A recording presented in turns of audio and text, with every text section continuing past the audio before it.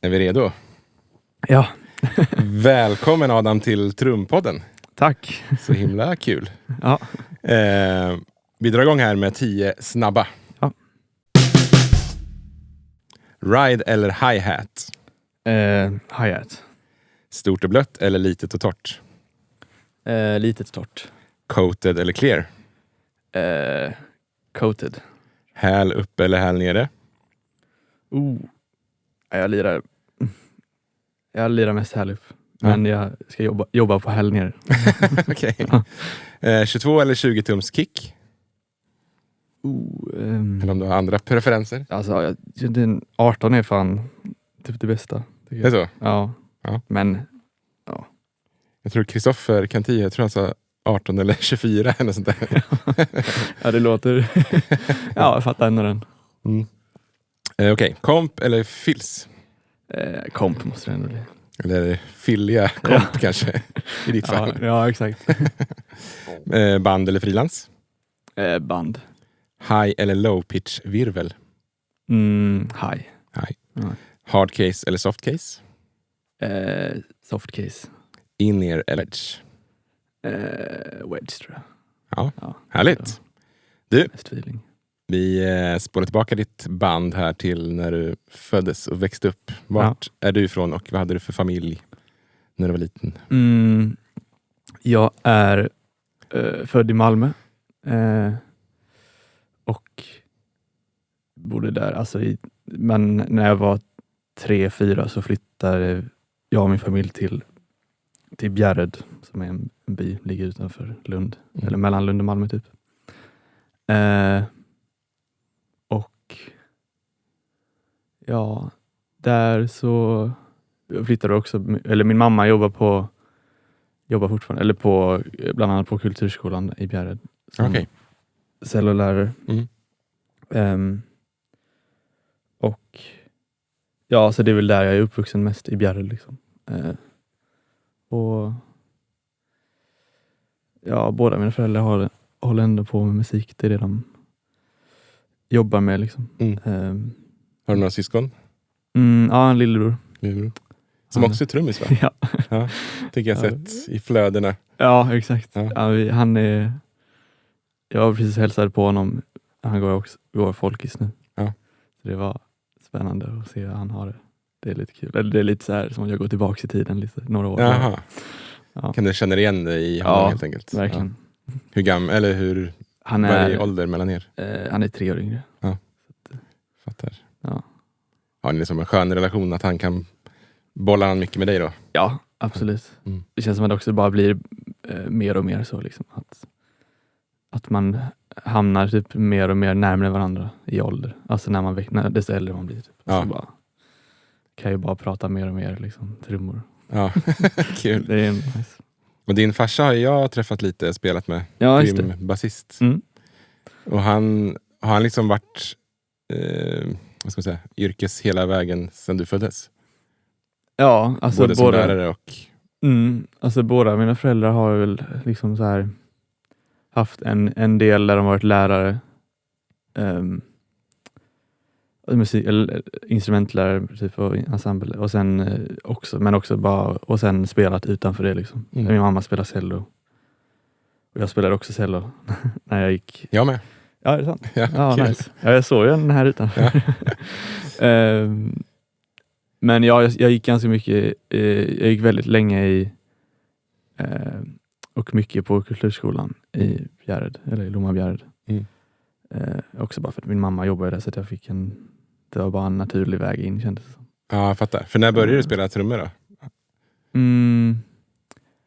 Alltså ja, det finns någon sån bild när jag tror min sån här studentbild var någon, tror jag. Jo, det var någon, alltså när jag är så kanske 3, jag vet inte, alltså sitter med ett sånt minikit hemma bara. Alltså som jag fick på julafton eller någonting. Men jag började nog på kulturskolan när jag var ganska liten, alltså kanske vid 7-8 år eller någonting. Och då körde du cello och trummor parallellt då, eller? Jag började med trummor. Trummor. Och sen så efter något år, kanske i mellanstadiet, så började jag spela cello också. Och så höll jag på med dem parallellt typ. Och spelade mycket i orkestrar och sånt. Det var väl det jag gjorde mest fram till kanske så gymnasiet så spelade jag inte så mycket, eller det var inte någon band och sånt riktigt, utan det var mer bara att jag spelade i stråkorkester och i blåsorkester spelade jag trummor och så lite, ja, det var väldigt kul och bara lite så lite allt från lite klassiskt till så här lite markgrejer också. Vi brukade gå så på valborg och 1 maj så här. Ja. Det var kul, tycker jag verkligen. Har du gått liksom någon slags musikprofil i skolan också? Nej, inte fram till gymnasiet. Nej. Då var det bara vanlig. Men det blev lite som, i och med att jag hela högstadiet så gick jag liksom, det låg typ i högstadiet låg typ i samma byggnad som själva kulturskolan. Så jag kunde ganska lätt bara gå dit efter skolan och ha trumlektion eller cello och sen orkester och så. Men det var väldigt kul med cello, men jag tyckte inte det var så kul att öva. Eller det var jättekul att spela i orkester tyckte jag. Eller det var väldigt mäktigt och bara, det var bland det roligaste tyckte jag. Men det var någonting med att så här, jag tror jag slutade med det när jag började gymnasiet. Och fortsatte med trummorna liksom. Ja. Och då gick du någon slags estet? Ja, på Malmö latinskola. Ja. Så, och då började du pendla in till Malmö då? Exakt. Hur långt var det, sa du? Ja, men det kanske tog 40 minuter med buss. Så här. Det var ändå ganska lugnt. Men det var ändå en förändring. Liksom. Hade du tidigt någon trumförebild? Som du kan minnas? Ja, alltså jag kommer ändå ihåg alltså när man fortfarande var det känns som det finns, eller i mitt huvud känns som det verkligen är så en tydlig skillnad från typ så, kanske på gymnasiet började jag verkligen nörda om musik, eller så här verkligen börja så få en ganska så här tycke och smak typ. Men jag kommer ihåg att jag gick på att jag såg typ Paul Simon med Vinny med min pappa alltså i Globen när jag var typ 10 eller någonting. Och det kommer jag fortfarande ihåg att jag tyckte det lät jävligt bra. Alltså med Vinny. Eller det var sånt. Och så kommer jag ihåg att jag kollade några klipp på YouTube när jag var ganska ung. Det var nice. Ja. Jag snackade lite med din farsa återigen när jag gjorde lite research här. Ja. Och han snackade att du i alla fall nu har J.D. Beck som en stor förebild. Stämmer det? Ja, eller alltså absolut. Jag gillar verkligen honom mycket. Och framförallt på gymnasiet kommer jag att jag kollade mycket på honom. Men också bara många andra, eller flera i den stilen liksom som jag vet inte, det var bara jag tyckte det var hippt. Ja.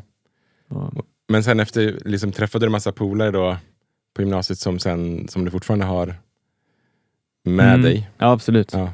Det är många där som jag till och med, eller som jag fortfarande går nu på här studerar i Stockholm med liksom. Ja. Men det formades lite så ett gäng liksom som verkligen blev, jag vet inte, bara hittade varandra på gymnasiet och tyckte vi alla blev kanske bara första gången väldigt taggade på att bara spela mycket. Ja. Nice. Och så liksom. Men blev det, för det var Skurup sen efter? Exakt. Direkt efter gymnasiet, eller? Ja, precis. Gick du 1 eller 2 år? Jag gick 3 år. 3 år? Kan man gå 3 år? Ja, bachelor. Nej, jag gick på jazzlinjen i 2 år. Ja. Och sen så sökte jag och gick 1 år på rocklinjen. Ja, jag fattar. Så att man kan egentligen bara gå 2 år på varje linje. Men jag var taggad på det. Jag kommer ihåg att jag har inte heller varit så genre liksom bunden heller. Så här. Nej. Att jag tycker det mesta är intressant. Liksom. Och bara... Har du någon grej från Skurup som du känner som att du så här, det här tar jag med mig från Skurup? Som jag har lärt mig liksom. Ja, man antingen lärt dig liksom någon känsla eller om du växte som person. Ja, jag tyckte det var det är ju bara en sjuk, jag tycker alla borde gå folkis. Typ. Eller alltså oavsett om man är musik eller bara, det känns som ett så, alltså alla, men eller jag bara tycker det verkar så, det är väldigt nice att bara efter gymnasiet bara så här, gå ett år där man kanske gör någonting som man tycker, eller som man kanske, eller testar något nytt, eller bara någonting i intresse. Det finns ju folkisar för alla olika liksom intressen och konstformer eller så här.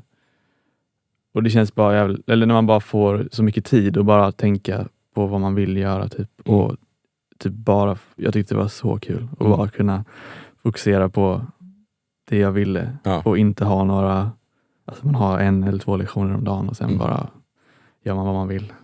Ja, det är ju väldigt lyxigt upplägg ju, att kunna förkovra sig. Ja, jag saknar det faktiskt. Ja. Och också, jag tror det var Axel som sa det i sitt avsnitt, att tips att ta fullt CSN-lån. Ja. För att det liksom också är ett förmånligt lån. Verkligen. Om man inte behöver allt så kan man ändå samla på hög och ha till något annat. Verkligen. Ja, men jag minns det, alltså det är ju också människor såklart, alltså det är också konstigt för det liksom var på en åker i 3 år eller så här. Det var kanske inte alltid de bästa dagarna, alltså när man så här, alltså hur man fastnar lite i grejer, men jag tyckte det var så kul och jag vet inte, det är nog där jag känner jag har utvecklats mest någonsin liksom. Och jag kunde bara, alltså jag hade några perioder där jag bara jag gillar verkligen att vara själv mycket också. Alltså, eller jag älskar att vara med andra, men bara att få nörda typ. Ja, jag älskar verkligen att så, jag kan vara så nöjd och bara liksom, alltså det här rummet är lite så ett dröm för mig att bara ha och så här kunna, det var flera perioder där jag gick upp jättetidigt på morgonen för då kunde jag vara helt själv och bara sitta och spela trummor eller prodda eller så här i flera timmar och jag vet att ingen annan kommer vara vaken eller jag tyckte det var så skönt att bara vara jag och mig själv i några timmar först på dagen. Och sen så kommer alla andra liksom. Ja. Jag hade en sån period när jag gick mitt andra år på Betel. Så hade jag min övningstid var liksom, jag tror det var runt 6 gick jag upp. Ja. Gick till skolan och körde mina timmar fram till förmiddagsfikat. Ja. Och det var så skön känsla. Dels att man var själv, men dels också att det kändes som att det var en bonustid. Ja. Att då liksom har jag försprång på alla andra. Att jag är klar med min grej lagom till förmiddagsfikat. Det var väldigt nice grej. Ja, men det var också för att man har ju, det känns också som att jag kunde liksom ha den rutinen utan några konsekvenser då. Ja. Eller det hade inte riktigt funkat nu liksom. Men, jag fattar. Men det var någon annan som jag kände som hade samma grej fast han körde på natten istället. Eller, ja, det var liksom alla går till lagt sig, då kör han. Ja, det var roligt. Eller bara mötte varandra liksom i liksom skiftet när jag gick upp och han gick och det var bara... Men har du alltid haft något slags eget driv då att utveckla dig själv om du liksom gillar den? Sitta och pula? Ja, jag tycker det är nog det jag vet inte, jag känner mig typ väldigt... Jag känner, alltså det enda jag blir stressad över är att jag inte känner att jag har så mycket, alltså om man inte har tillräckligt med tid typ, eller hinner med. Men jag känner alltid att jag skulle kunna, jag kan gå igång extremt mycket bara på tanken av att få sitta och själv och bara kolla in allt man gillar typ och försöka lyssna och förstå och typ efterlikna eller göra eget av det eller bara, jag tycker det var inspirerande. Ja. Men sen efter det skur upp 3 år blev det Akis direkt då? Ja, exakt. Men jag studerar på deras MOM heter det, musik och media linje. Jag kände lite att jag inte jag var inte så jätteklar vad jag ville göra. Eller jag ville gärna plugga något mer, kände jag, men jag var inte helt övertygad av att gå liksom jazzmusiker eller det finns ju poprocklärare också, men jag kände inte att någon av dem var så jätteattraktiv för mig typ. Men så hittade jag den proddlinjen och så lät det väldigt intressant tyckte jag och så sökte jag. Men du nämnde nu att du inte riktigt, eller jag fattar inte, var du klar på Akis? Eller har du inte gått klart? Eller? Nej, alltså att jag efter Skurup, att jag var så här, jag var inte helt övertygad av att gå. De flesta jag kände där sökte väl ofta till någon jazzmusikerlinje någonstans eller någon lärarlinje liksom. Men jag kände inte att någon av dem var så.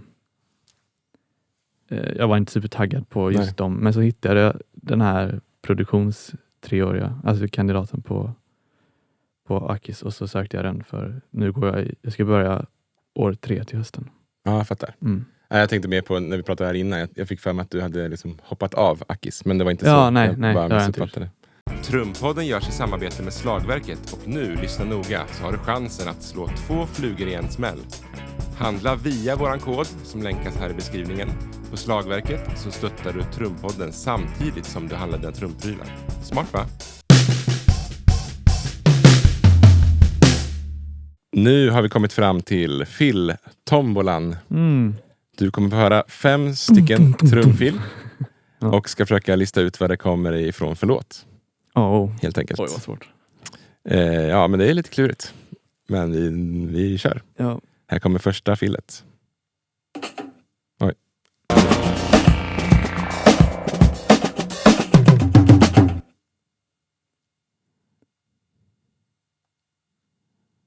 Känns det bekant? Oj, ja, lite, men jag kommer nog inte sätta det här. Om jag säger Herbie Hancock.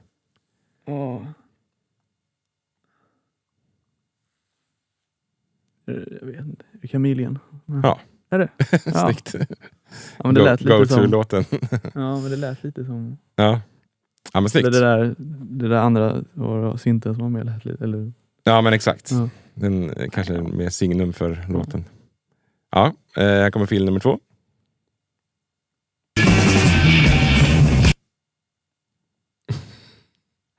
Oj, shit. Vill du ha det igen? Ja, det är ingen musik jag har hört, det vet jag redan. Om jag säger Jimi Hendrix. Ja, jag kommer inte. Nej. If 6 was 9, Jimi Hendrix. Nice. Film nummer 3 kommer här.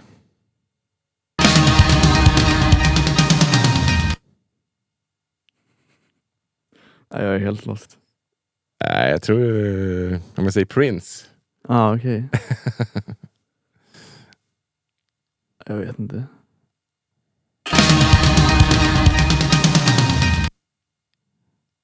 Jag har ingen aning. Diamonds and Pearls. Okej. Ja, det är klurigt. Här kommer film nummer 4.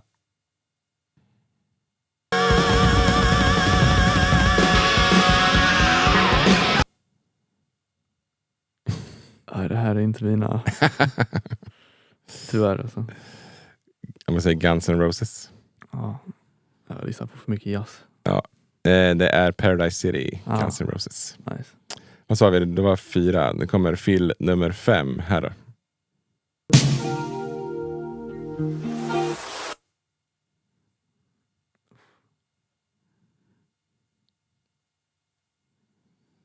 Jag är helt lost. Känns det något bekant?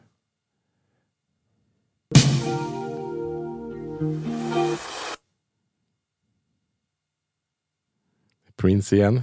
Ja, men det låter ju sådär. Ja, det låter ju.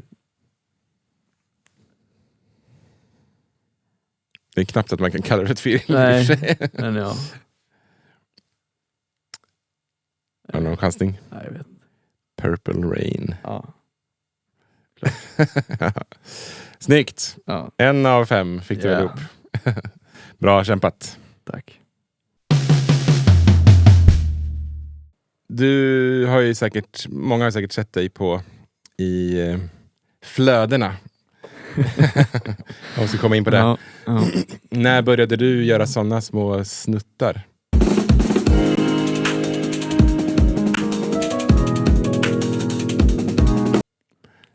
Fråga 1. Ja. Jag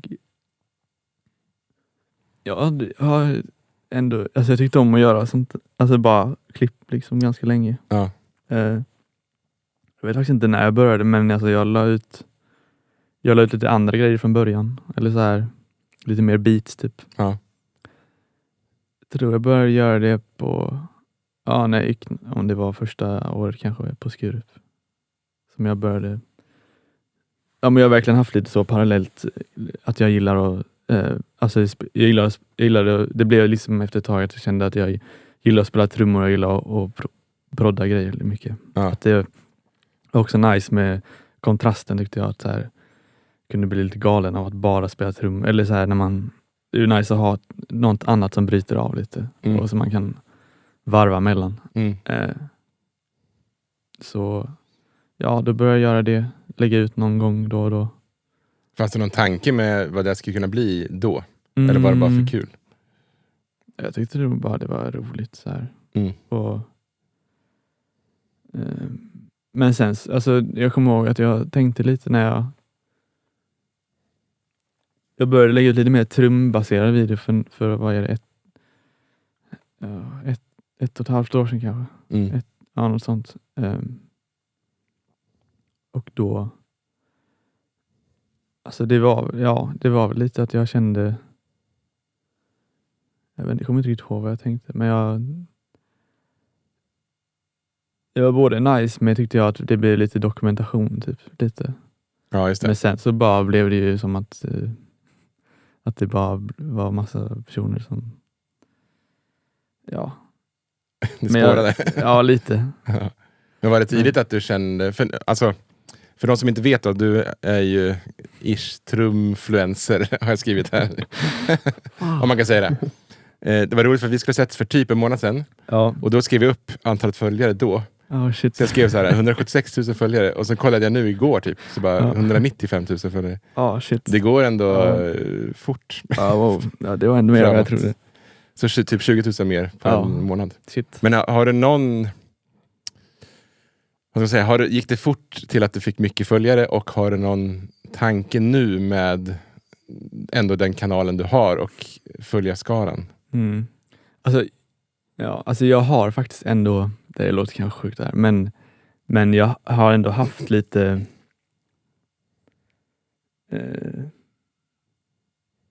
alltså jag har ändå haft lite tanken av att jag kommer ihåg att jag gick på någon konsert för typ 2 år sedan så här, och så bara, jag vet inte varför just då, men jag tror jag bara hade tänkt ganska mycket så här, bara, eller hur ska jag liksom lyckas, eller även alltså bara med den musik man vill göra typ, och så här, jag tror inte jag känner inte att jag är så, jag tror inte jag hade pallat att vara så full frilansmusiker, eller jag tror det hade varit för köttigt, eller jag tror inte jag hade orkat det. Jag är inte så extremt driven inom det. Nej. Och jag är inte heller så att jag skulle vilja jobba i en studio 100%. Eller jag kände väl att jag tror jag fick lite kris över så här, bara hur jag ska liksom, jag såg inte riktigt hur jag skulle få, alltså det är ju en ganska sjuk bransch, eller bara hur man ska få det att gå ihop utan att, jag tycker ändå, men jag tänkte ändå lite att jag så här, jag tror att om man skulle kunna få samla liksom människor bara på ett ställe så kan man ju nå ut till dem själv utan att behöva, det är en ganska bra möjlighet. Och för att få, jag tänkte ändå den tanken, alltså när jag började göra videos. Sådär. Tänker du både med alltså, att komma ut med eget material till den här crowden? Framförallt för att kunna få det jag gör i framtiden, att kunna nås av människor utan att behöva så gå till ett skivbolag eller till så här, fattar. eller någon annan väg som jag inte alltid tycker låter så nice. Nej. Nej, men det är väl supervettigt. Det är ju bara sjukt att kunna säga att jag säger, men det... Nej, men det är väl rimligt. Ja. Jag tror jag också bara haft en liten känsla. Jag känner ändå typ på något sätt att jag har en liten känsla för att ibland känner att jag har en liten känsla av om folk kommer liksom lyckas ryckas med av någonting typ. Eller jag vet inte. Men tror du att, om man säger så här då, för nu kanske folk, jag vet inte om du har koll på generisk person som följer dig, men man följer dig kanske då för att det är balla beats, helt enkelt, om man bara hårdrar det. tänker du då att det du sen kommer vilja lägga ut i form av egen musik kommer vara i samma vibe? Ja, det är väl det som jag har fått så här, lite så här, börjat fundera lite över senaste månaderna. Typ så här. Det har ju blivit jävligt alltså så här, tydligt kanske. Eller för att det var också väldigt tydligt för vad som funkade. Typ. Vad som gjorde att det kom så mycket views. Eller så här. Ja. Och det är kanske inte riktigt... Jag tycker det är jävligt... Typ, jag har många sådana typ Luke Tiders som jag följer. Alltså sådana moderna trummisar som spelar liknande saker som jag tycker gör skitcoola grejer. Men nej, det är inte riktigt den... Alltså, jag har ju några band och, så här, och lite egen musik som jag inte har släppt, men som det är verkligen inte den vibben så mycket, utan det är ganska mycket annat. Ja. Men, spännande att se vad det liksom landar i. Ja, verkligen. Men om man tänker liksom om vi tar ett som generiskt tillfälle där du ska spela in ett klipp helt enkelt. Vad använder du för gear då? För visst är det ofta att man ser dig på Akis? Ja, jag är bara där. Ja, det är typ ett rum jag har ockuperat som bara är... Men spelar du in det med en massa mickar eller har du liksom... Nej, det är bara med min lur liksom. Ja, det är det? Ja, men jag vet inte, jag lyckades. Det bara låter jävligt gött där inne. Och jag mixade också själv lite i... Alltså det är bara iPhonens mick liksom, som blir och sen så... Ja, alltså det är lite varianter ibland. Men jag har ju hållit på ganska mycket med produktion, eller proddat ganska mycket, så jag har ju ändå hittat lite knep typ så här, och vissa klipp ibland så har jag någon kick-trigg liksom, alltså som jag ligger på i efterhand i så här, någon och så är det ju ganska mycket kompression och typ lite så, och lite någon slags exciter, eller bara så här att det låter lite mer krisp liksom. Men och hitta den sweet spot med vart kameran ska vara. Ja, men det är också så här, verkligen, och det är verkligen rummet och trummorna som gör det. Alltså, jag har ju testat att spela in några andra rum och det låter skitdåligt. Eller det är liksom ganska... Det är mycket mer just det rummet också, tror jag, som så här... Så du måste boka ditt rum? Ja, men det är verkligen... Jag har fastnat där inne nu för att det har varit så... Jag gjorde till och med jag har till och med sån... Alltså, preset liksom i liksom kanal-preset som jag har gjort för det rummet i min Logic liksom, gjorde jag för typ någon månad sedan. Så att jag bara liksom kan liksom spela in en video i det rummet, och så låter det typ som varje video, eller bara direkt. Det är liksom direkt klart. Det känns som en fabrik. Men det tänkte jag säga, är det liksom att du spelar in x antal beats på en gång, eller gör du en i taget? Nej, en i taget. Men jag var ju ganska, när jag började med det, då körde jag det som ett litet projekt, tror jag. Alltså jag kommer ihåg att jag sa, okej, nu var kanske i november eller någonting. Okej, nu ska jag fyller år i typ maj. Nu ska jag lägga upp 2 videos varje vecka tills jag fyller år, eller tills ett halvår fram liksom. Och så gjorde jag det. Och då blev det lite mer så, då fick jag planera lite så här, nu la jag ut någonting i måndags. Då kanske jag lägger ut någonting på fredag. Och sen så... men nu så kör jag typ bara på feeling lite. Men det var verkligen en grind, kommer jag ihåg. Alltså att jag bara bestämde för mig själv liksom, att nu ska jag göra det här. Och har du hackat systemet på något sätt? Och har du något tips att ge när det är läge att posta? Har du hittat något sånt mönster för att jobba algoritmer och så vidare? Ja, lite kan man ju... Alltså, det känns som att grundteorin är typ så här, alltså, om det är någonting som är bra eller som sticker ut, eller så här, eller bra, men något som, om det är någonting som kanske som många kommer gilla, så spelar det typ inte så stor roll när man lägger ut det, tror jag. Nej, okay. Men absolut, man kan ju se lite, om man har lagt ut några videos kan man ju se när ens följare är mest aktiva typ, på dygnet. Och jag har sett att så typ vid 3 på dagen är det typ bäst för mig. Men jag har också det är en ganska liten skala som är från Sverige av mina följare liksom. Ja, just det. Så det är lite times. Ja, exakt. Ja, jag fattar. Så det är kanske inte helt... Men så det är inte att du sitter och bunkrar och sen schemalägger och lägger ut? Nej, det har jag aldrig gjort. Utan men jag är också ganska... jag är väldigt luststyrd människa. Eller att jag bara, och jag eller jag tror det är också därför jag bara gjort det sådär, för att det är så, jag tycker det hade varit för jobbigt om det hade varit så att jag ska micka upp varje gång och så här, eller det jag har inte tappat feelingen innan det är dags att spela in. Det, just för den lägga ut grejer på Instagram så är det, kände jag så här, det måste bara vara, jag vill inte heller att det ska vara så, ta värsta fokuset av min dag typ. Eller så här, det är ofta att jag kanske har suttit och övat i någon timme och sen så bara okej, nu ska jag spela in en video också och så gör jag det snabbt liksom. Eller jag har försökt att inte heller göra det för jag vill bara inte att det ska bli ha någon dålig relation till det heller, att så här ska jag börja ta jättemånga tagningar och att det ska börja ta jag vet inte, jag ville bara hålla det så det känns som att man skulle kunna få en dålig relation till sådana grejer om man blir styrd av det liksom, och så här, nu måste jag lägga upp det här nu och så måste jag det blev inte perfekt och så måste jag ta om det, utan att jag försökte verkligen bara okej, nu kör jag och så här, eller i början tog jag ändå kanske några tagningar, men nu försöker jag mest bara one take.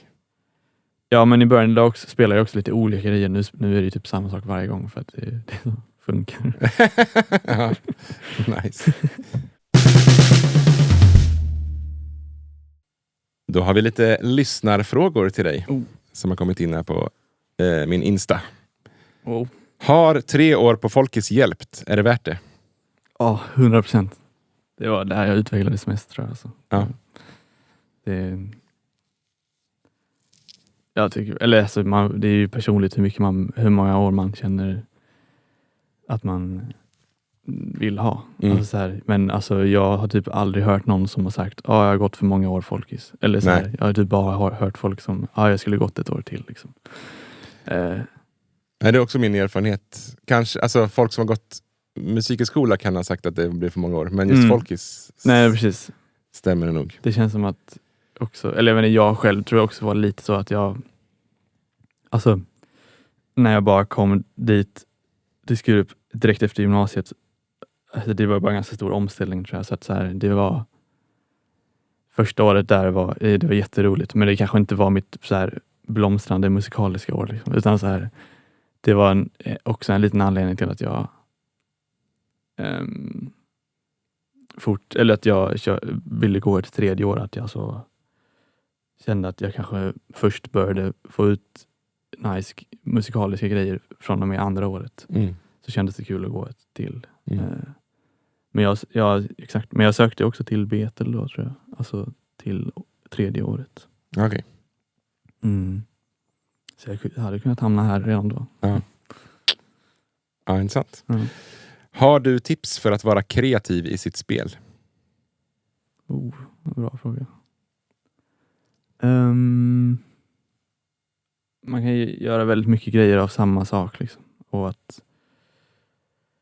Eller samma fras liksom. Men att eller bara att ändra dynamik eller liksom typ av rytm, alltså underdelning, eller typ av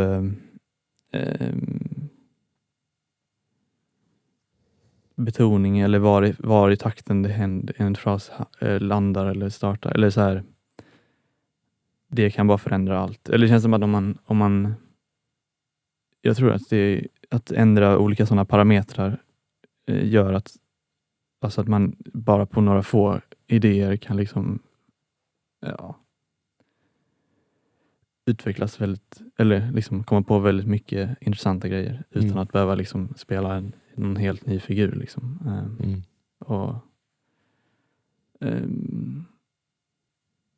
Jag tycker alltså improvisatorisk musik är det roligaste jag vet, eller det är det jag tycker brinner för mest, tror jag. Och det är väldigt nice och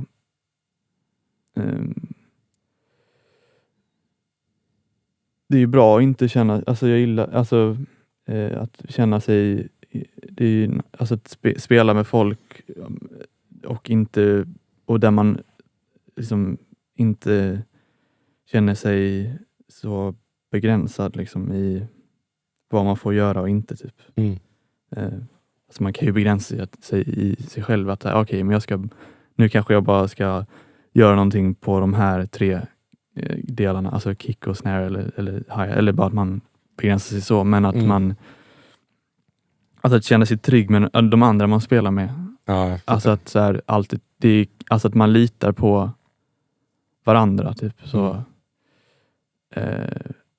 Det är en väldigt nice känsla som jag gillar och typ så. Ja, men bland annat i det här musikbandet så känner jag så ganska ofta att det är ganska, vi har ju liksom verkligen låtar, men alla där är väldigt, jag känner mig aldrig otrygg i att ta ett beslut musikaliskt typ. Och så här, för att jag vet att på något sätt kommer det bli bra för att de andra är där och typ täcker upp en, och det kommer inte bli som att det här var misstaget och sen så, eller så här, utan att jag tror bara mycket blir bättre ganska snabbt av att man känner sig bekväm, eller att det känns tryggt i att det gör att jag själv känner mig väldigt mycket mer kreativ, tror jag. Ser du dig själv som en offentlig person? Wow. Nej, eller spontant nej, verkligen inte. Men ja, eller vad innebär det egentligen? Att man är... Ja. Men, du är känd. Ja. Nej, det gör jag verkligen inte. Men det hade kanske kunnat... Ja. Det hade ju varit sjukt om... Eller så här, ja. Jag blir förvånad varje gång någon känner igen mig fortfarande. Men, ja. Ja, kul. Vilken musiker / artist är din drömsamarbetspartner? Shit. Prince. Ja, men typ alltså. Ja, senaste veckan har jag lyssnat jävligt mycket på Thundercat. Han tycker jag är jävligt typ. Ja, jag gör cool musik. Eller typ Anderson .Paak, men han spelar ju redan trummor. Men då kanske jag gör någon låt med honom. Ja, just det. Det vore jävligt nice. Ja. Eller typ Erykah Badu kanske. Ja. Det vore sjukt. Cool. Ja. Varför ser han så ledsen ut hela tiden? Och följdfrågan är från en annan. Jag tänker jag lägger ihop dem. När blir det smile reveal? Ja, det där är typ den vanligaste kommentaren jag har fått på alla. Why is he so angry? Eller bara... Nej, jag ser ganska arg ut när jag koncentrerar mig, vet jag. Eller när jag liksom... När jag är init liksom. Men det är lite kul för att du kollar ofta också rakt in i kameran. Ja, precis. Och det är också för att bakom mobilen så är det liksom en spegel i rummet. Som jag brukar kolla på, som man har en nice hållning. Eller bara, alltså när man övar också. Eller bara så här. Och så blir det att jag kollar in i den och sen så och i kameran samtidigt. Jag vet inte. Men jag tror att jag gjorde det och sen omedvetet liksom. Och sen så blev det bara en sån grej. Så bara okej, jag lär göra det här igen. Bara för att jag vet inte. Det är ju bara roligt att spinna vidare på. Och sen så, men det vore kul att göra en... Switcha till smile. Det var någon gång jag la ut någonting där.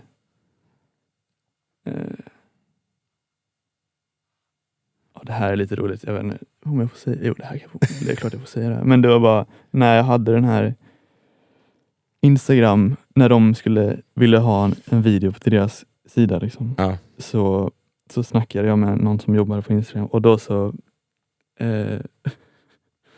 var det bara, de bara, men det här låter jättebra, nice. Bara, vi har bara en liten grej och det är så här. De bara, jag vet inte hur jag ska säga det här riktigt, men vi vill ändå sprida positivitet och så här. Så att det vore väldigt nice om du bara hade kunnat se lite gladare ut i videon. Jag bara bröt ihop totalt. Eller det var bara för att det var så seriöst. Sen så var det att de ville liksom beställa att jag skulle vara lite... Och jag tycker att man ser på den här videon att jag är lite mindre sur än på de andra videorna. Du försöker ändå. Jag försökte lite liksom. Ja. Men Jag tror att jag la ut någon gång när jag var glad. Och att det var väldigt många kommentarer. Bara, oh my god. Han är glad. Det kommer någon gång. Ja, roligt. När jag släpper egen musik. Ja, men då kommer ett big smile. Vilken hårprodukt kan du inte leva utan? Wow, shit. Jag har faktiskt ingenting i håret. Är det så? Natural. Men eller bara balsam. Ja. Men jag låter det också lämna, eller liksom, ja. Sitter och pratar. Kör. I trumpor. Det är viktiga saker där. Ja. Nej, men bara låter balsamet ligga i lite. Ja. Efter man har duschat. Ja. Ja, det är det. Det är hemligheten till svallet. Här är 2 frågor som hör ihop lite också då. Hur har du övat in för att få massa grooves? Tips till rudiment-träning. Alltså övat in grooves, det är typ bara att jag har försökt planka det jag gillar. Eller så här, man hör ett komp så bara, det här låter skitnice. Och så försöker man efterlikna det typ. Ja.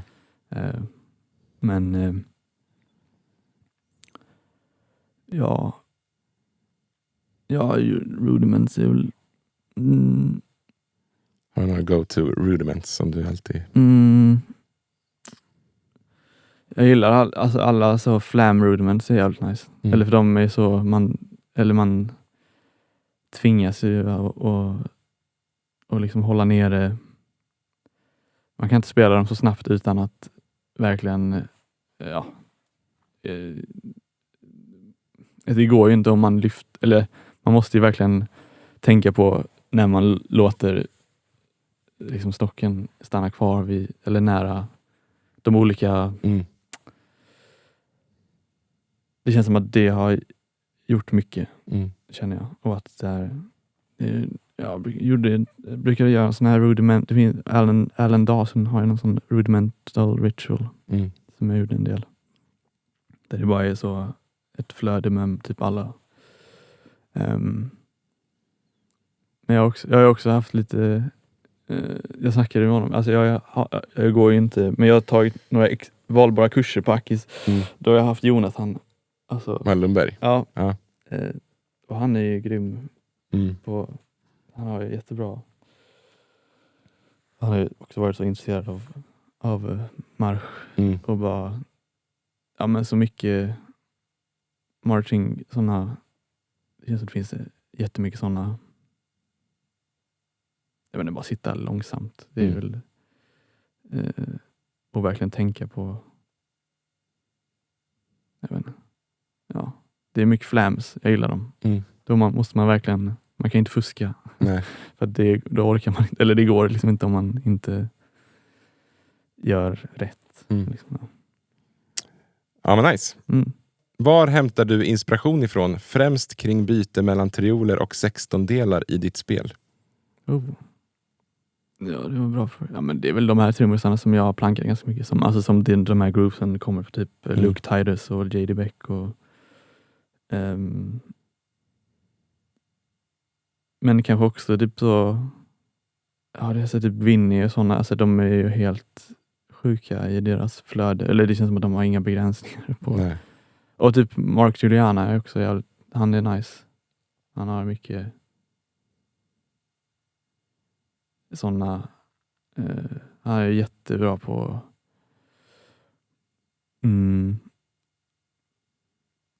sjukt nice på att switcha mellan olika. Jag har också sett något klipp när han pratar om det. Eller bara att switcha mellan de olika underdelningarna. Att vara jävligt tight med det. Att sitta verkligen och att det gör sån skillnad när man alltså det andra slaget i varje underdelning. Eller bara att få den extremt tight. Ja, jag fattar. Så det sitter ju ofta, eller det är ofta man kanske, om man gör det och så rullar man och så bara efter, alltså att man bara liksom, man känner att man bara kanske sladdar lite, eller man bara hamnar lite off och sen är man på det liksom. Alltså att det tar en millisekund innan man är helt locked in på den nya underdelningen. Eller, men att man typ har det i sig redan innan. Och sen tycker jag bara, det är väldigt nice att känna när någon, det är verkligen ett sätt att bara bli mer lite som det kreativa. Alltså att man ändrar olika parametrar som en underdelning. Eller är väldigt, det ändrar ju hela känslan. Liksom.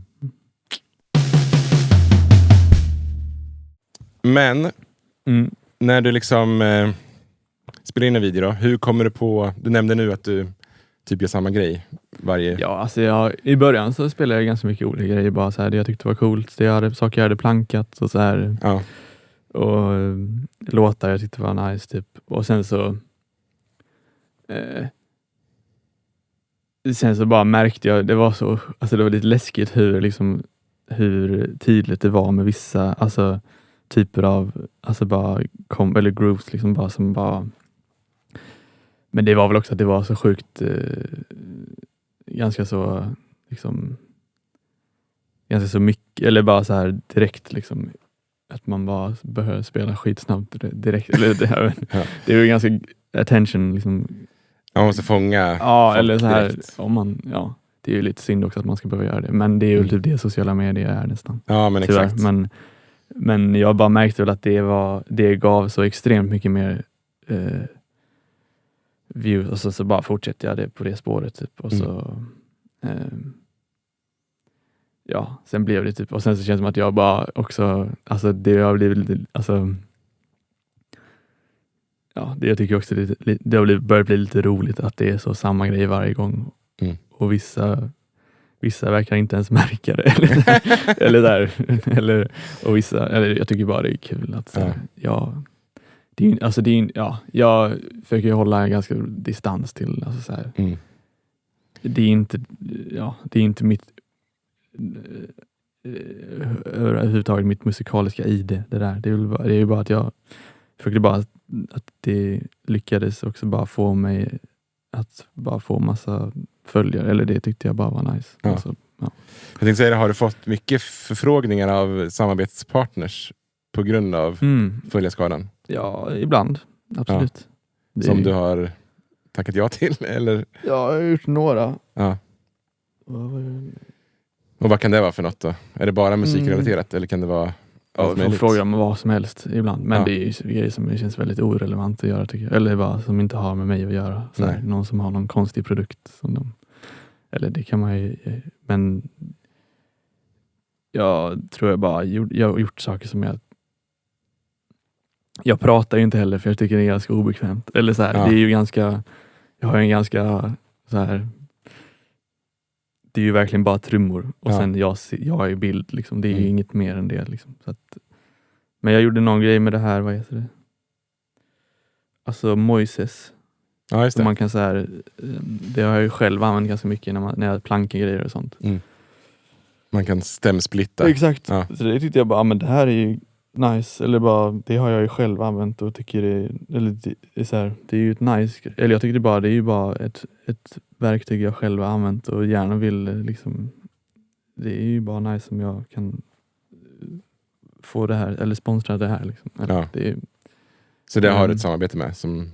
Nej, jag gjorde det med liksom, jag gjorde liksom en video. Okay. För det var typ ett år sedan kanske, eller mindre. Ja. Men är det mycket att du kan tjäna pengar på det här? Ja, det skulle... Alltså gör du det? Nu? Ja, alltså jag har inte gjort så många samarbeten. Nej. Men jag känner också att jag vill att det ska vara... Eller alltså, man får göra som man vill. Men jag tror jag bara känner inte just nu för att... Jag vill nog att det ska kännas ganska autentiskt. Eller så här.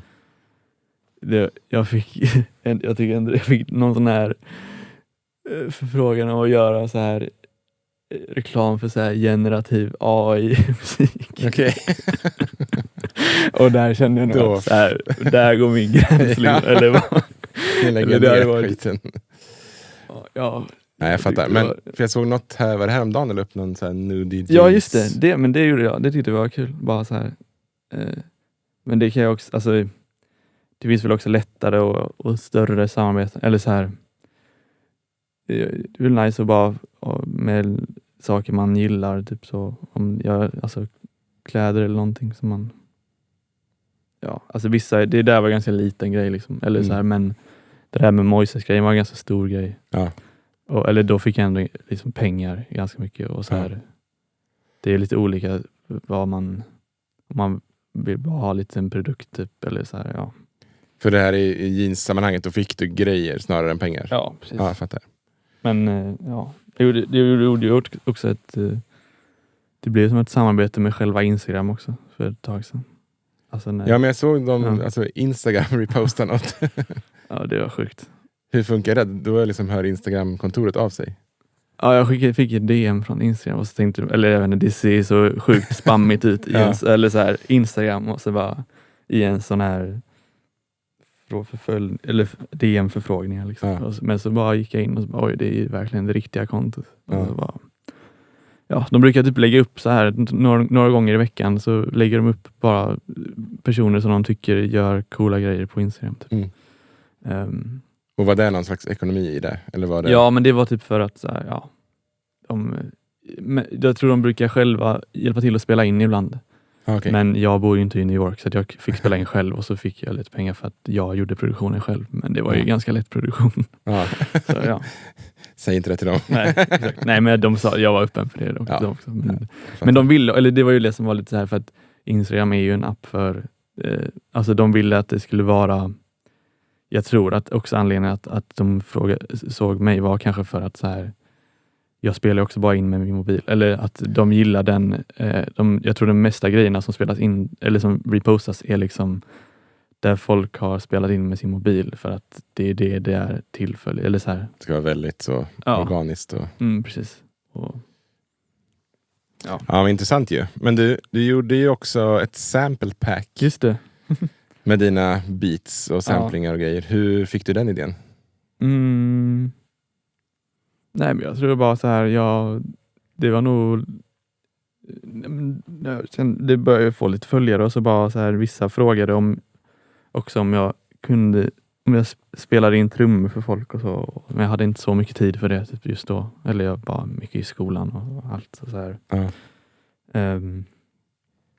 Men så tänkte jag, eller i och med att jag har proddat, eller har ganska stort intresse för det, så har jag själv köpt ganska mycket sample packs bara. Och sen men det kan jag göra, eller så i typ innan sommaren, eller innan förra sommaren, så bara, jag har inget jobb i sommar, så bara, men då kanske jag kan göra det vore ju skitnice om jag kan göra ett sample pack och så ha det som sommarjobb typ, eller om det. Men det var ju lite riskigt, jag visste inte hur mycket det skulle sälja liksom. Nej. Men spelar du in det på skolan då? Ja, exakt. Ja. Det finns en nice studio där, så att det är ju jättesmidigt för mig. Och hur går det till då? Du spelar in några beats, liksom några takter per beat. Det är ju liksom, man kan göra på olika sätt, men det är väl ganska vanligt att man, det är liksom x antal liksom breaks eller loopar liksom, och sen lite one shots liksom, alltså bara så, bara korta, bara en vad heter det, vad säger man, ett slag. Ja, men exakt. På olika. Ja. Hade du någon övergripande tanke om att det skulle vara tema på beatsen, eller var det bara återigen luststyrt och du bara gjorde några olika beats? Ja, det var nog det var typ bara saker jag tycker, bara liksom stilar som jag gillar typ. Alltså det var väl liksom lite några sådana här lite mer Instagram-vibben, alltså sådana, och sen så mycket bara så, ja, men lite hiphop typ, eller så här R&B lite, ja. Nice. Har det gått bra? Har det sålt? Ja, men jag har ändå kunnat.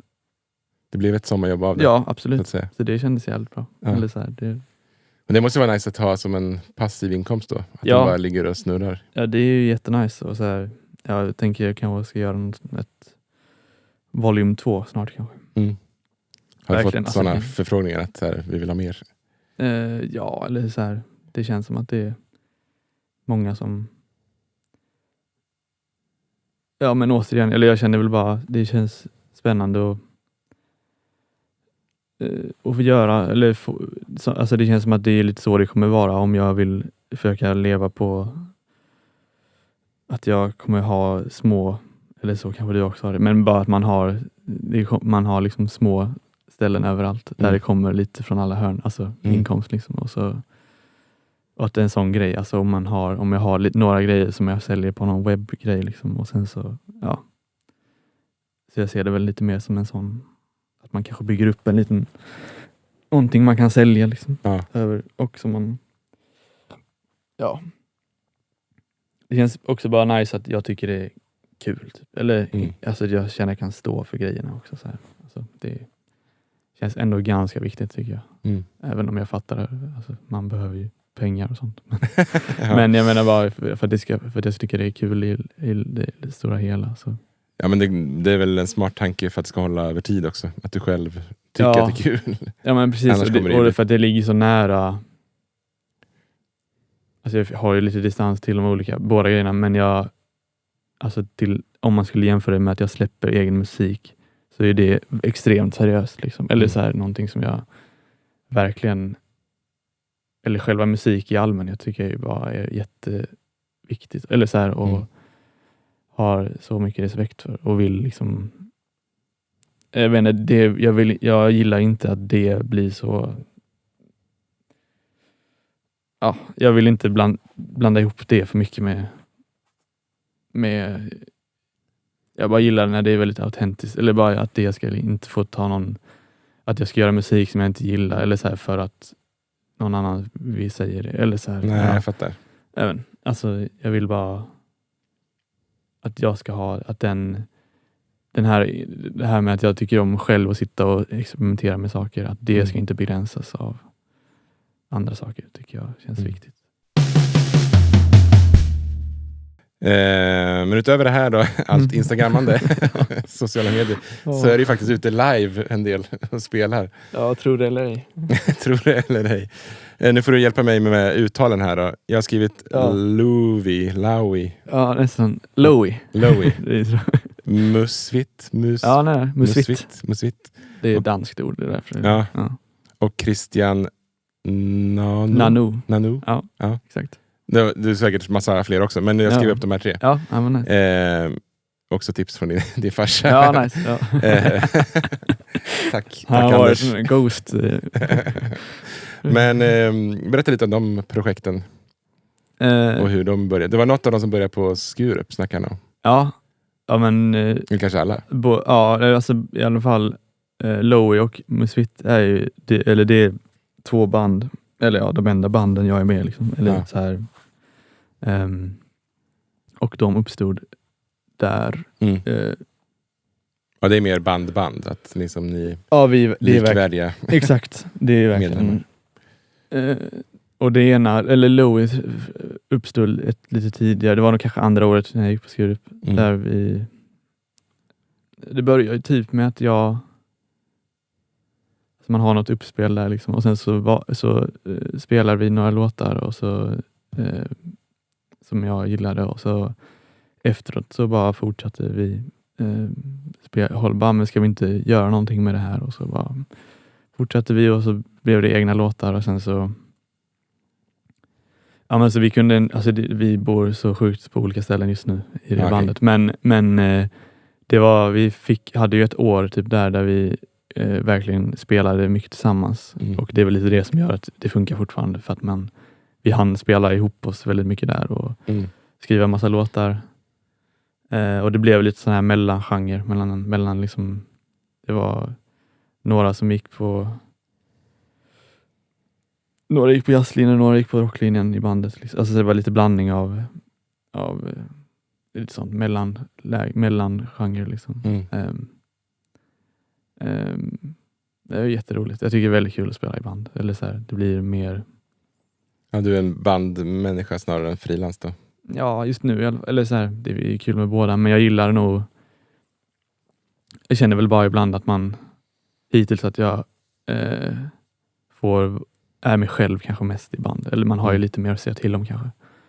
Eller känner jag. Och jag har nog bara mer mindsetet att jag ska liksom... Kanske serve liksom the music, alltså när man spelar med en artist eller så här, man vill försöka få fram Men det och sen så Musvit är ett band som jag skapade året efter också på Skurup. Som är det är trummor, bas, sax och sång och lite vocoder. Så det är lite så här lite ackordslöst. Coolt. Det är lite jazzigare typ. Ja. Men ja, det är du drivande i det bandet? Ja, alltså det är de två banden som där jag lägger mest tid på, tror jag, musikaliskt. Så här. Och proddar upp också, eller? Ja, lite. Alltså mest, kanske inte varit, alltså mer åsiktsmässigt, men jag har inte varit den som har varit liksom ansvarig för det riktigt. Så. Nej. Men det är jättekul. Vi ska släppa en platta med musik i maj. Jaha, så ganska snart. Debutalbum, ja. Det här kommer säkert komma ut här i säkert maj, juni. Ja. Då kan jag ju men länka. Absolut. Det vore jättekul. Ja. Ja, det är också halvdanskt band. Ja. Så att många låtar är på danska. Och de bor där då, i Köpenhamn? Ja, det där är ännu värre. Alltså jag bor i Stockholm. Ja. Basisten Jakob, han bor i Trondheim. Jaha, okay. Saxonisten Thijs, han bor i Amsterdam. Ja. Och Ronja som sjunger, hon bor i Berlin. Så ni spelar in remote och skickar? Nej, nu vi sågs i Köpenhamn i början av hösten och spelar in där. Okay. Men det är så...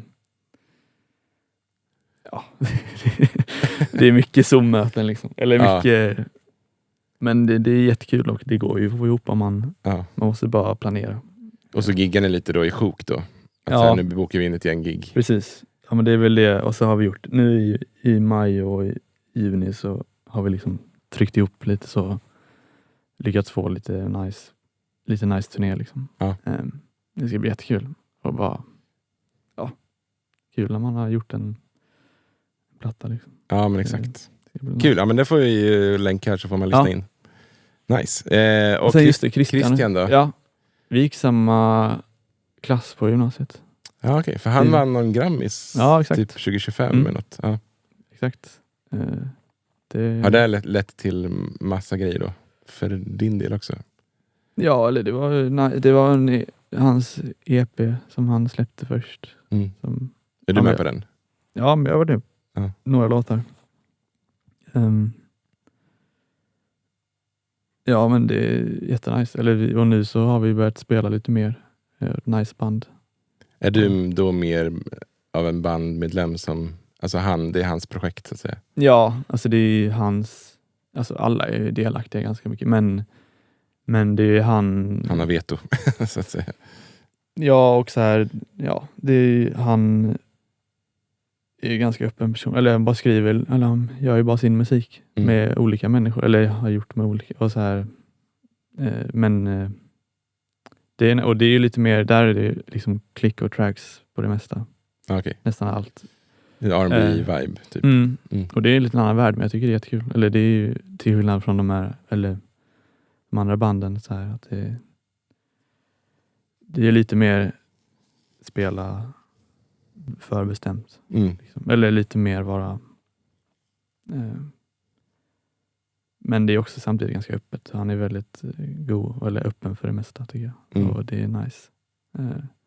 Men det är också en som heter Ludde som har liksom tracks och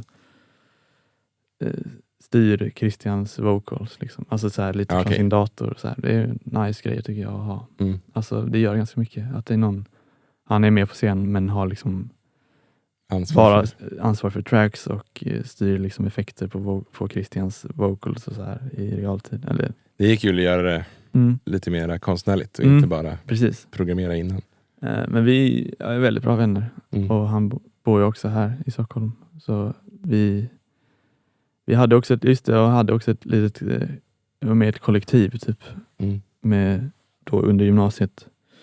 Med några. Det var kanske då också som så här min mer produktionsproddiga sida startade lite mer att det var också bland en väldigt rolig grej jag gjorde i livet. När att vi var typ kanske, det var också en som heter Emily som jag också gick med i klass med på gymnasiet. Och han Ludde som håller på med, som har skrivit många av Christians låtar som är med.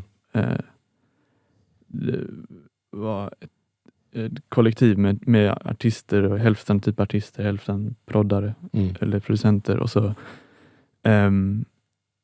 sågs typ flera, så sågs ju under året också, men framförallt hade vi typ så i typ 3-4 år ett camp liksom varje sommar där vi hyrde en stuga typ så här ofta i typ Småland, någon så här lite off liksom.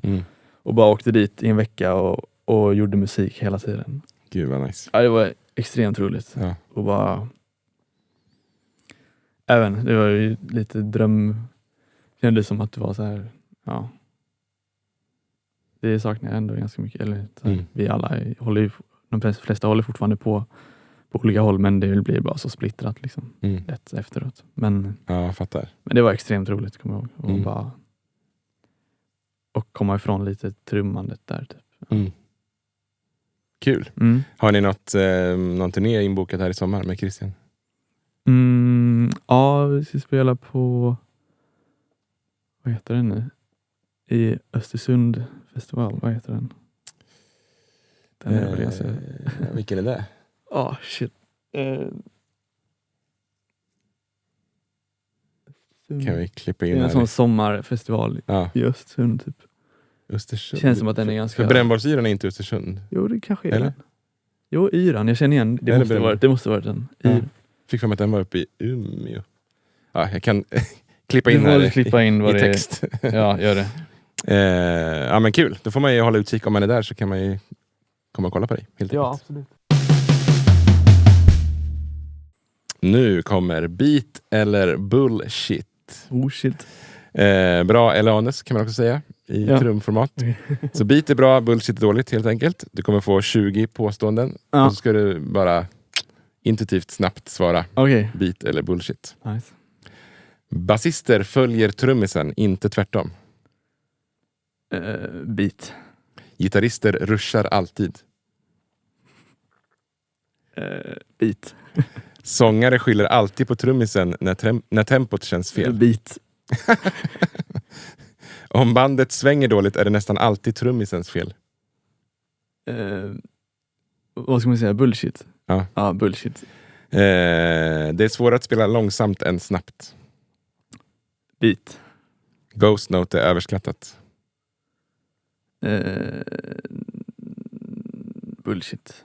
Trummisar bryr sig för mycket om chops.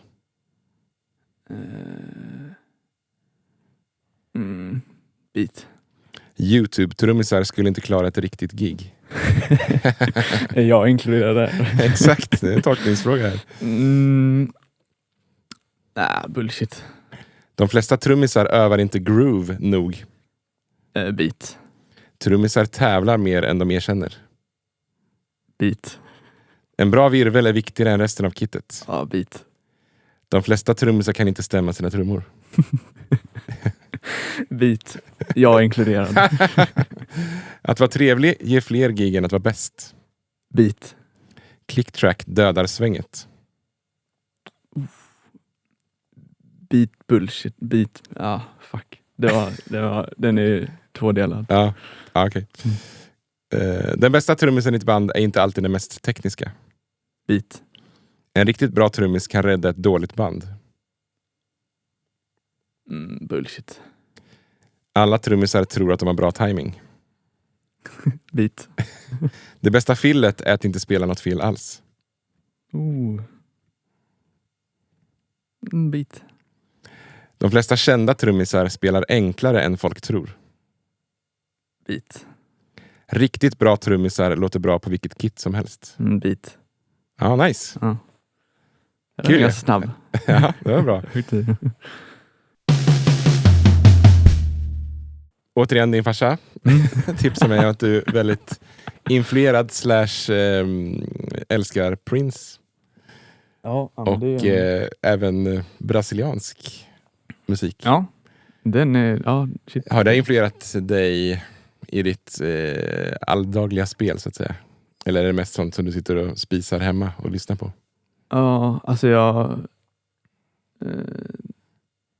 men så det känns som att det finns i allt typ. Men har väl bara fastnat extremt mycket. Jag har haft sådana extrema perioder där jag bara lyssnat sönder. Både så här Prince och framförallt bara det har varit så nice. Och jag blir lite det är som att jag blir lite beroende av sådana personer i vissa perioder. När man bara snör in på så här. Och så bara kollar jag på sett så fruktansvärt mycket liveklipp på Prince bara. Och vad är det, om du bara går upp pinpointa i några få ord, vad är det du går igång på? Ja, men det är bara nice plattor också, men det är någonting också med live, alltså jag har sett så mycket liveklipp med honom och bara det är bara svänger så fruktansvärt mycket och det är bara sånt ös typ och det är bara jag gillar också väldigt mycket den, alltså hela det trädet med liksom James Brown och Prince och sen också D'Angelo, eller hela, det är lite samma om man lyssnar på alla de liveklipp från de olika artisterna så bara känns det som att man hör ganska mycket, det är lite samma vibb liksom, samma så här, driv och energi, det är bara helt, och att det alltid är så sjuka grymma musiker liksom. Då blir det liksom spelsugen. Ja, jag får sån, blir helt du får sån galen energi typ, känns det som. Och blir också ledsen att man inte kommer att kunna uppleva det själv. Eller så här. Nej, jag fattar känslan. Ja. Jag är lite så med Toto, har jag en sån förkärlek. Det var mycket, när jag började spela trummor så var det mycket Toto. Och framförallt Jeff då. Ja. Och jag fick aldrig möjlighet att se honom live, vilket jag verkligen grämer mig. Ja, jag fattar. Så det är också så här, jag kan verkligen romantisera den tiden också. Så här, hur det var. Verkligen.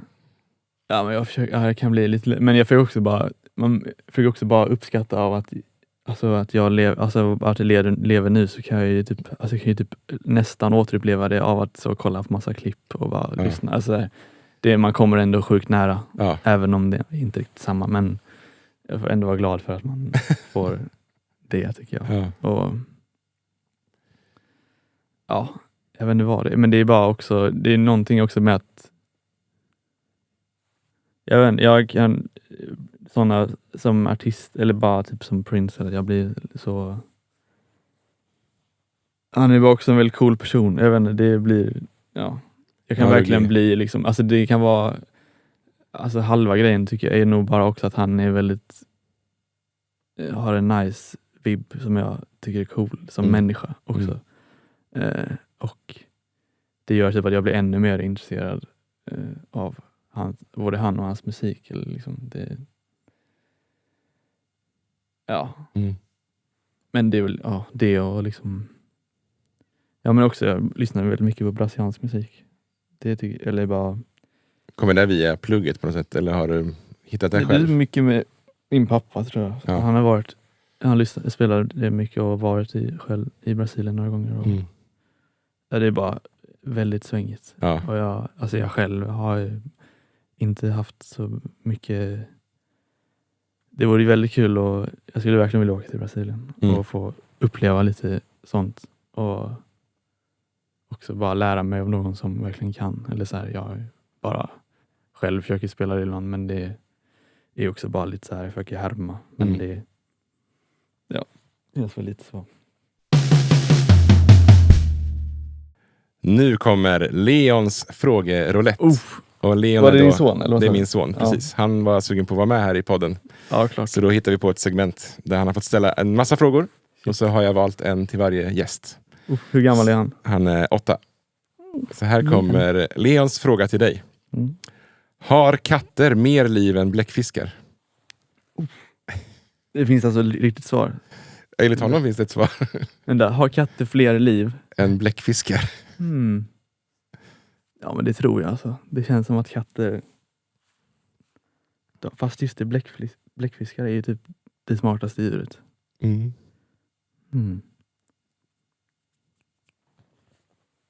Ja, men det känns som att katter överlever det mesta alltså. Jag tror katter, Hans svar är nej då. Jag vet inte vad han baserade det på, men han var tydlig med att det har de inte. Okay. Så bläckfiskar har mer liv. Ja, ändå. förståeligt. Ja, kul. Just det, men är det inte de som bara typ fortsätter leva typ när de förlorar någonting? Alltså en del. Ja, de typ tappar en arm kanske. Ja, och så kan de bara... Alltså de har hjärna i flera delar. Eller jag kanske blandar ihop det. Jo, det kan det säkert vara. Jag vet inte riktigt vart han har fått det här ifrån. Men det var ändå spännande. En viktig fråga som skulle med. Klart. Ja, men grymt. Du, nu är du i början här av din karriär. Men jag brukar fråga mina gäster här, om du inte hade blivit trummis, vad du hade gjort då? Det kanske är svårt att svara på i ditt fall här. Men du tänker att det kommer bli trummor för dig? Eller kommer det vara som du nämnde lite, att du kommer stå på massa olika ben? Ja, alltså jag tror det kommer nog vara... Alltså min plan är väl att det kommer vara musik i alla fall. Ja. Det är med trummor typ ganska säker på. Eller det måste det vara. Ja. Eller jag är inte så... Jag känner svårt att se någonting annat just nu. Du har inget annat intresse som skulle kunna bli? Nej, inte direkt. Nej. Annars vet jag inte. När jag var liten var jag lite taggad på att bli brandman eller någonting. Ja. Så här, jag gillar också... Jag var jävligt intresserad av flygplan ett tag. Ja. Jag vet inte, sen gymnasiet har det varit ganska... Ja, men det är lite jobbigt för jag vet inte, det kanske är ganska vanligt, men jag känner typ inte att jag har någon annan plan riktigt. Nej. Men man får se, allt kan ju hända. Ja, men det exakt. Kanske är något helt annat jag gör. Och på tal om det då, vart ser du dig själv om 5 år från nu? Oj. 2031. Oh shit. Har du någon plan?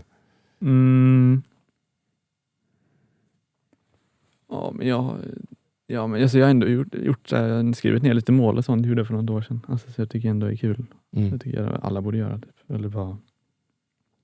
måste inte vara jättespecifikt, men bara någonting man hade kunnat... Alltså så här, något man drömmer om, eller något man skulle vilja. Eller jag tror det hjälper en att liksom... Men ja, alltså det skulle vara nice att ha släppt någonting själv, tror jag. Alltså någon egen musik där jag själv är liksom... jag har ju varit ganska mycket så... Alltså man är med i ett band och så då är man fortfarande lite så... Alltså man skapar ju, men det vore kul att ha något projekt där jag har typ skrivit musiken och är liksom bestämmer och är lite ansvarig för det. Det vore väldigt kul. Och det har jag ändå lite så här plan på att jag verkligen vill göra. Nice. Ja. Och vad ser du med din plattform då? Är det att ha den som att nå ut med musiken då, helt enkelt? Ja, absolut. Och ja, det är ju lite så här... Precis. Det är också, jag vet, svårt att se vad det ska bli också. Så här, det är ju också... Ja, jag vet inte vad som kommer hända riktigt. Men det är ju... Ja, jag är ju väldigt tacksam för det. Eller det är ju nice. Det är ju nice att ha, känner jag. Eller bara men det är väl också bara att jag känner att det är lite... Det är lite spännande, tycker jag, mest bara att det inte är så mycket folk från Sverige egentligen. Alltså det är kanske några procent som är från Sverige. Resten är typ från andra ställen på jorden. Och det känns lite ännu... Det känns lite sjukt. Eller det kan jag nog inte riktigt fatta. Nej. Men det är nog det jag tycker är mest nice, för att det är ju lite... Alltså... det är ju svårt att... Alltså det blir ju lite... Sverige är ju inte så stort liksom. Eller om man vill hålla på med någonting som inte är så... Ja. Det kan ju vara jävligt svårt för om man håller på med någonting som är lite... Som är smalt här liksom. Men som kanske funkar i andra ställen på jorden, så det vore ju verkligen så nice, tycker jag, om jag gör någonting som jag själv gillar, som kanske lyckas nå ut till folk som inte bor i Sverige genom det. Det känns ju så hjälpsamt, tycker jag. Eller bara vara positiv liksom. Ja, svett ju. Har du något tips till den som vill bygga ut sina social media? Oh shit.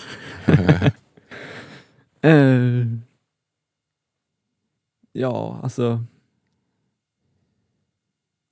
Jag tror det är väl ganska viktigt bara så här också bara känna att man.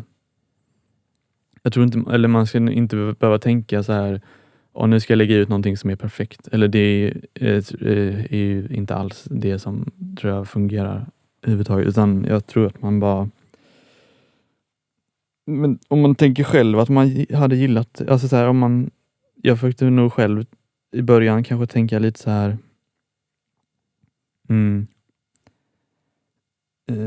På något sätt så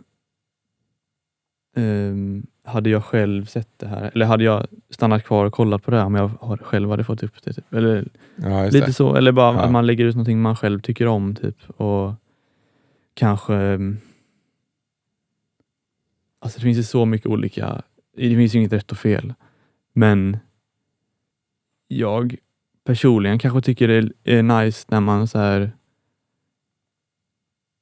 Det är svårt att, för det finns ju så många som inte har gjort så, och det går hur bra som för dem som helst, men man kan ju tycka jag tycker kanske det är mest intressant om man ser en video där man ser personen som kanske spelar, eller så här. Ja, jag fattar. Ja, eller så det är ju också personligt det måste man ju inte göra, men jag tror det blir tydligt i det på något sätt. Ja, jag tycker det är bara intressant och alltså så här, det är lite kul att se personen och musiken som kommer, eller vad det nu man vill göra. Alltså att bara se det visuellt och för att man det är ju liksom det är ju visuellt och man hör liksom. Det är eller i alla fall på sociala medier, eller det är väl bara man kan, men också bara göra det, alltså man kan ju testa, och om man tycker det är väldigt kul så är det ju nice att kanske göra det så, lite som jag gjorde, eller att man bara så här, men jag kanske ska lägga ut en gång i veckan nu i, alltså det tror jag också, om man håller sig lite konsistent liksom. Men jag tror bara inte man ska fastna i för mycket så här, med typ att det måste vara perfekt, eller så här att nu så det här var en dålig kameravinkel, jag vet inte, eller så här, jag tror bara man ska inte övertänka det för mycket kanske. Nej. Eller jag vet inte, jag tror jag klarade också att göra det i ett halvår så här, tror jag, för att jag också gjorde det inte så jobbigt för mig, eller jag bara så här, okej, sätta upp min mobil, spelar in i 10 minuter och sen så får det vara klart liksom. Och ha ett tydligt efter workflow också som inte blir för, som du snackade om, med att ha en preset som funkar. Precis. Och bara man kanske moddar lite grann från gång till gång. Precis. Men och till sist här då, vem skulle du vilja höra här i Trumpodden? Oh shit. Har du någon idol som du skulle vilja lyssna på? Då är det kul om jag sa någon som redan har varit med, som jag har missat avsnittet. Ja, men det är härligt, då kan du lyssna på det. Ja. Det är sjukt att ha med någon som är så 13 år gammal. Nej, jag skojar, men någon är jätteliten. Riktig up and coming. Nej, men har typ Zoltan, har han varit med? Nej. Men jag har han på en lista. Ja, han är ju helt galen. Typ Adam Ross, han har inte varit med. Jag tror han också, jag får mig att jag blev tipsad här ganska nyligen om honom. Ja, de två är helt big recommend. Ja. Nice. Det vore kul.